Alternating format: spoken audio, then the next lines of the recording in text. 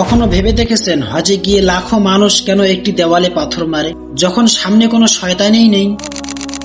যখন ইব্রাহিম আলাইহিস সালামকে আল্লাহ তাআলার পক্ষ হইতে তার সন্তান ইসমাইল আলাইহিস সালামকে কুরবানি করার হুকুম দেওয়া হয়েছিল, তিনি আল্লাহ তাআলার হুকুমের সামনে মাথা নত করে যখন ইব্রাহিম আলাইহিস সালাম ইসমাইল আলাইহিস সালামকে সাথে নিয়ে যাচ্ছিল, রাস্তার মধ্যে শয়তান তার সামনে এসেছিল, চেষ্টা করেছিল ইব্রাহিম আলাইহিস সালামের অন্তরের মধ্যে সন্দেহ তৈরি করতে, কি তুমি সত্যি তোমার ছেলেকে কুরবানি করবে? কিন্তু ইব্রাহিম আলাইহিস সালাম আল্লাহ তাআলার প্রতি বিশ্বাস রেখেছেন এবং তাকে প্রত্যাখ্যান করেছেন।